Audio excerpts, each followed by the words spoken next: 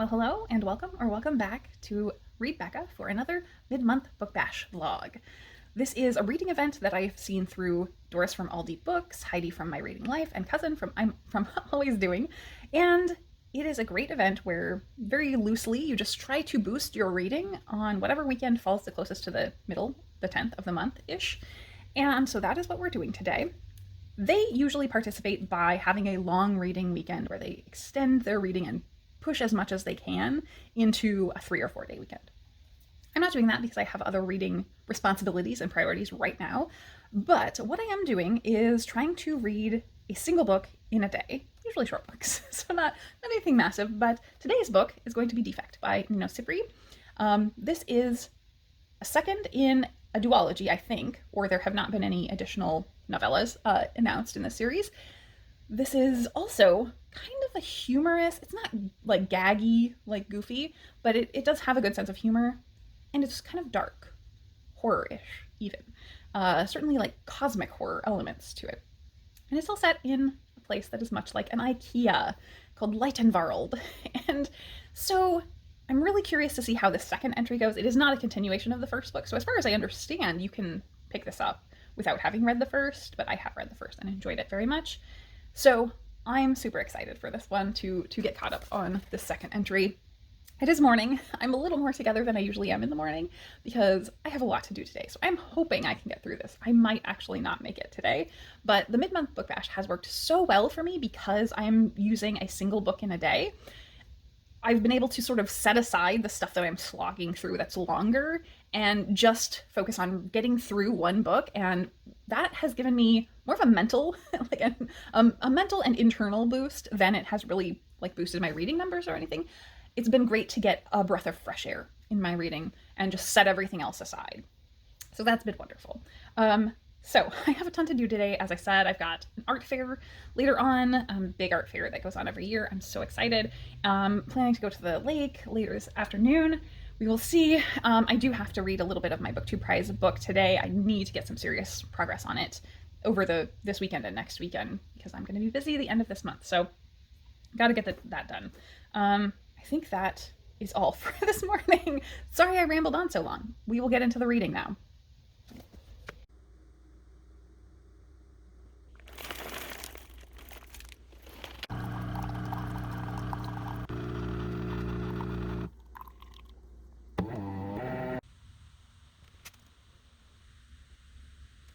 And I'm back. I read the first couple chapters. So we are following character Derek, and he interacts with one of the main characters from the previous book. So this is definitely happening kind of concurrently with at least the beginning parts of the book, of the previous entry. And Derek is one of those really annoying, goody two-shoes, perfect employees. He would be the employee of the month forever if they had that. And kind of overdoes himself to fit into exactly what the Lightenvarld wants.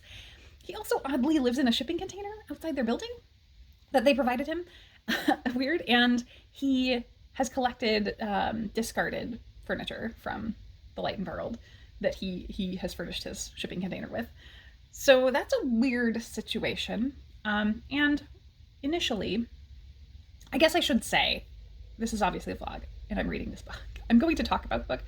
So this is probably a book you want to go into not knowing a lot. So this certainly is going to be a spoilery vlog. I'm not going to say anything spoilery too much at this point, but I would say Derek is starting to feel unwell and his coworker encourages him to take a day off. So that's sort of where we're at the beginning here. So I'm going to continue reading on. From here, it will almost certainly get spoilery. I would say you want to go in pretty blind to both of these books.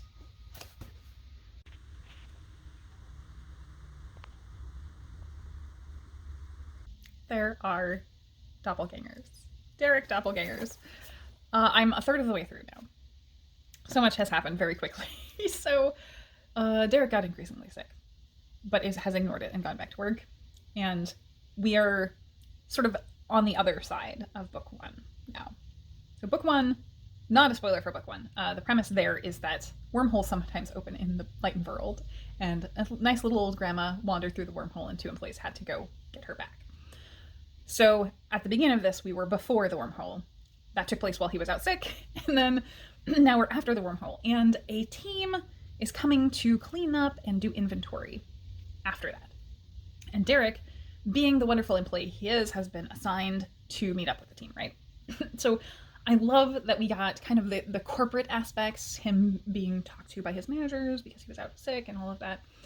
They're having their own desires and not loving their job as much as Derek does.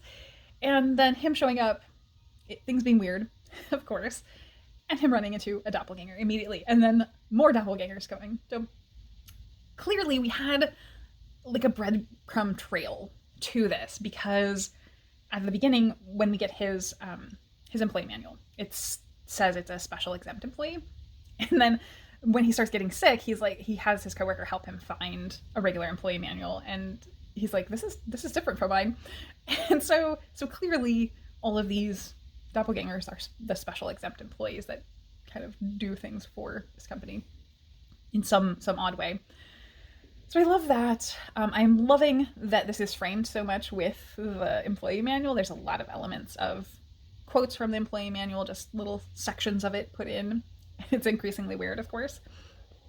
So now we're getting odd housewares that are sort of living, attacking, whatever. I'm assuming they're going to be from the wormhole that opened. So don't know yet, but we will find out. I, however, have to take a break. I've got to go get ready and head off to the art fair. What a beautiful day for the art fair.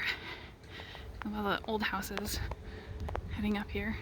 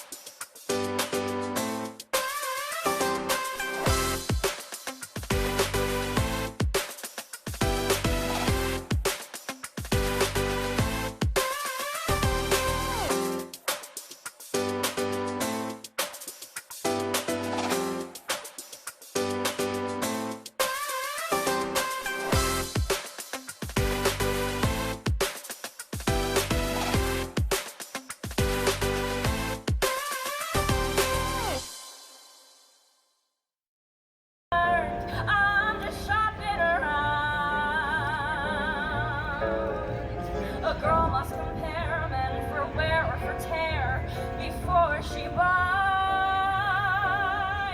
If she wants the best, then she just has to test all kinds of merchandise. Betsy loves me, and tonight I'm gonna show her just how proud I am to know her. There's no danger, there's no drama, there's no cursing, there's no mama, but my problems in the past. I'm a grown-up man at last. I know nobody is gonna rain on my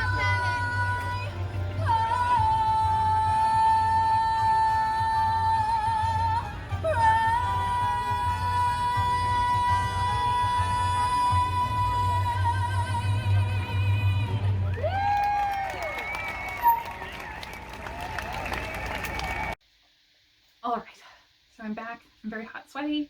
My hair has gone a little crazy because it wasn't totally dry when I went outside. Very humid. It's a little warm, but like as nice as you could ask for considering the time of year to be outside all day. But it is so hot if you're not literally inside the tents the whole time, which you're usually not because you're trying to move around and walk the whole distance. And so it was warm, very, very warm. I'm cooling down now. I read a little bit more of DFAT and I just wanted to check in because I said at the beginning that it was funny, but not quite not quite goofy. Currently, Derek with the doppelgangers is hunting down an ambulatory luxury toilet. So I think we've definitely moved into the goofy range, and I'm fine with that. Like it's working for me so far. So I'm about 100 pages in out of I think 160. So I will easily finish this shortly. Rue is #1 helpful cat. So I finished Defect by Nino Sifri, and I really liked it. I liked it quite a bit more than the first book, actually. So I thought the first book was really inventive, but it didn't quite capture me as much as it seemed like everyone else was like really into it. And this one I had that feeling with. This immediately swept me away. I feel like this should have been a novel, though, honestly, because we are kind of just getting into questions, like big questions, when it wraps up neatly. And it really wraps up neatly with everyone just quitting. So things have clearly been leading up to that. Derek, our main character, is sort of not on board with them going after and stopping all of these defective creatures, I guess. They're alternate universe instances of items sold in the store, basically. They're defective, and there's there to stop them, and he's just like, well, this seems wrong because they clearly have some level of like intelligence, or they're beings rather than items. And so that doubt, that seed of doubt, carries him and the others toward quitting. So we're at that point of a neatly wrapped up sudden quitting, but we don't really get the corporate fallout to that. We don't really get the fallout in their lives. Like, how is he going to figure out how to live a normal life? His life has been completely tied up in his job up until now. So how is he going to just have a normal life, and how's he going to navigate that? And then the corporate fallout of them basically leaving a disaster scene at the store is something I really wanted. We get a memo right before, so we get a tiny glimpse into the corporate response, but not after the fact. So I felt like I wanted more from this. This was 160 pages, and it could have been like 200, 250 to get some of that. So that was kind of the one gripe I have on this, but this swept me away so much. I love the aspect of discussing kind of the corporate influence on our lives. The fact that Derek, just as a person, is finding his individuality here, and he hasn't had any before, and hasn't even been aware of it at all. So I think that talks to the fact that, you know, we so easily fall into corporate drudgery and get caught up in our lives being the sort of treadmill of going to work and being identified by who we are within our company. And I've worked a corporate job for 20 years, and so I can absolutely understand that and relate big time. So I love the resistance of corporate identity. I love even more how this is framed within corporate documents. The story is primarily told normally, but we do get snippets of documents throughout from the worker employee guides and things like memos, emails, reports, performance reviews, all throughout this. I'm a huge fan of a mixed media book. So this was great from that aspect, and it really speaks to the mundanity of corporate life while also having such absurd elements happening within it. So I love that duality and conflict of the two. So this was just a real delight to read. I enjoyed it so much. I'm so happy I got back to this series, and I'm really looking forward to anything that Nino Sifri does, because the writing is very, very fresh and really inventive and curious. This one did definitely go more down the goofy route, but I love the mix of humor and kind of Lovecraftianism that is so different from really anything. The only thing I could like in this too is Horror Store, and this is definitely like a funnier take on that. So quite a different thing from what Horror Store was doing, but the elements, there are similar elements for sure. So that is it for Mid-Month Book Bash. I'm gonna wrap this up and then maybe go return some books to the library, because I finished a good amount this week. I think I have this and one other thing to return to the library, and other stuff has been from my own shelves, which is good as well. And then I've got to go to the park still. I'm very late. I was planning to do that this afternoon, but we're gonna go tonight. So So done for the day. Thank you all, as always, so much for watching.